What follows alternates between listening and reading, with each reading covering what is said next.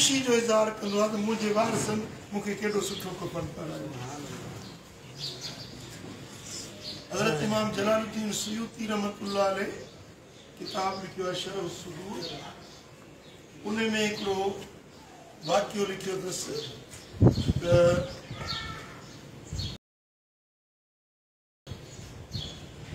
हिकिड़ो बुज़ुर्ग हुयो, उनजी घरवारी वफ़ात करे वई।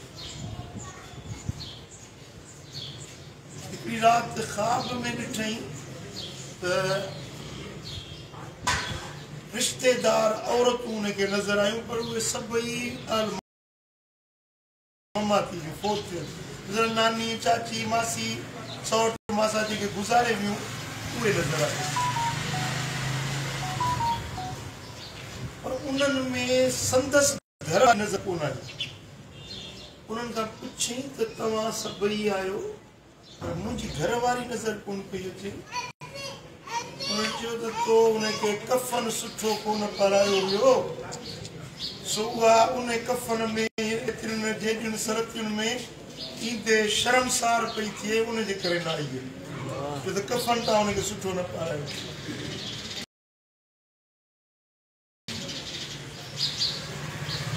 बराबरि सां ग़लती थी वई। हाणे छा थिए कि हाणे जॾहिं को माण्हू फौत थी वञे त पोइ नओं सुठो कफ़न वठी पोइ उन मैयत सां गॾु मोकिलिजो, उनखे मिलंदो। पोइ बुज़ुर्ग सुजाॻ थी वियो, हिनखे अहसासु थियो त वाक़ई मूं सुठो कफ़न पंहिंजी घरवारी खे कोन ॾिनो हुयो। पोइ हिन सुठो कफ़न वरितो, उनखे वरी हुनूत में ख़ुशबू में ॻोल्हियईं, उनखे पंहिंजो सुरहो कयईं, रखे छॾी पाण। ओचितो हिन जे रिश्तेदारनि मां का वेझी माइटियाणी उहा गुज़ारे वई।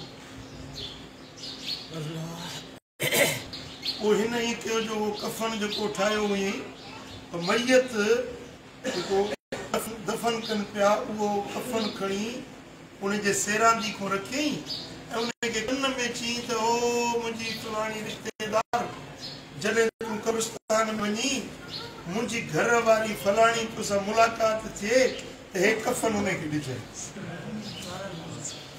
ऐं मुंहिंजा सलाम चइजांइ। मुंहिंजे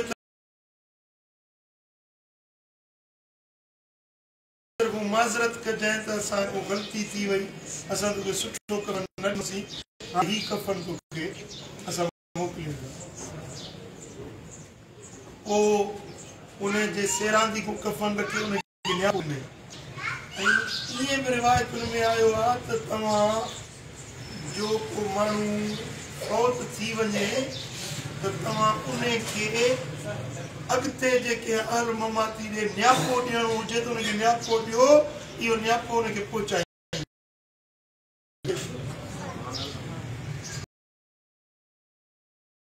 ऐं बुज़ुर्गनि ईअं बि फरमायो आहे त जॾहिं तव्हां जो को माण्हू फौत थी वञे उनखे रसूलुल्लाह सल्लल्लाहु अलैहि वसल्लम जे लाइ तव्हां सलाम चओ।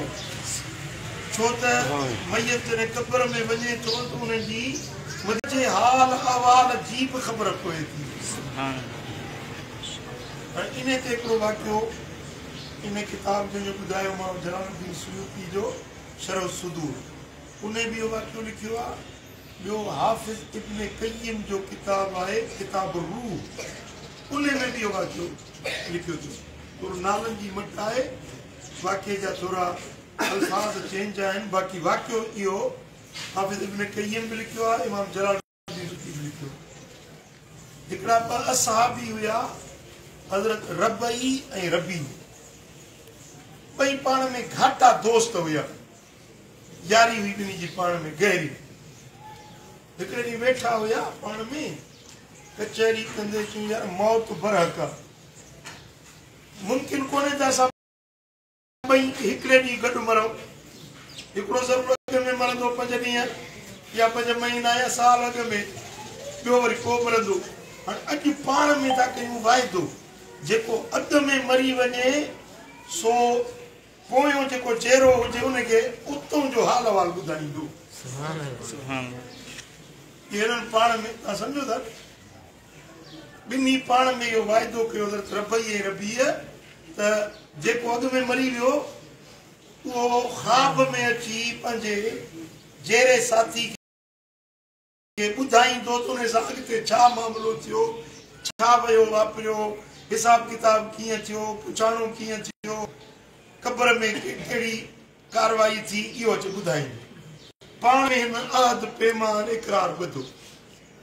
ख़ुदा जी कुदरत हज़रत रबी अॻु में वफ़ात करे, रबई जहिड़ो हुजे रबी गुज़ारे पोइ 3 ॾींहंनि खां पोइ हज़रत रबई उन फोती खे ख़्वाब में ॾिठो। पुछा कीअं कहिड़ो हाल आहे? चई अलाह जो शुक्र आहे, रब मूंखे बख़्शे छॾियो, सुभान अल्लाह, मूंखे माफ़ी मिली वई आहे, मूंखे अलाह ताला क़ब्र मुंहिंजी खे जन्नत जो बाग़ीचो बणायो आहे, मां रब जो शुक्रगुज़ार आहियां। भला ते ख़बर तूं जो मोए त तोखे ख़बर पई त तोसां छा थियो, तुंहिंजे मैयत सां छा थियो, तुंहिंजे घर में छा थियो? जी हा, जेकी मुंहिंजे तॾे ते आया मूंखे ख़बर पई। मुंहिंजा दोस्त, मुंहिंजा यार, मुंहिंजा तालुकदार, रिश्तेदार कहिड़ा कहिड़ा मुंहिंजे तॾे ते आया, मूंखे क़ब्र में उहा ख़बर पई। जन मूंखे वेचारियो, उन्हनि खे मां सुञाणा पियो त फलाणा फलाणा आहिनि। जन मुंहिंजो लाश खयो, उन्हनि खे सुञाणा पियो।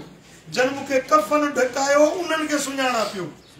पर जेॾी महिल मूंखे हेठि मथे पिया कनि त मुंहिंजो वजूद लोॾो न पियो सही सघे। चवां पियो त अलाह जेकर आहिस्ता आहिस्ता मूंखे लोॾो ॾे। पोइ जॾहिं मां क़ब्र में वियुसि त मुंहिंजे घर जी बि सॼी ख़बरचार मूंखे पवे पई, एसी ताईं जो कल्ह मुंहिंजी ॿिली गुज़ारे वई आहे। मूं प्यार मां पाली ॿिली पंहिंजे घर में, उहा कल्ह गुज़ारे वई आहे, उन जी मूंखे ख़बर पई आहे। ऐं मुंहिंजी न्याणी आहे उहा बीमार आहे। मुंहिंजे घर वारनि खे मुंहिंजा सलाम चइजांइ ऐं चइजांइ त उन मुंहिंजी न्याणी सां सुठो सलूक कनि। उहा ॼाण मरण वारी आहे, उहा फौत थियण वारी आहे, उन सां सुठो सलूक कनि। पोइ हज़रत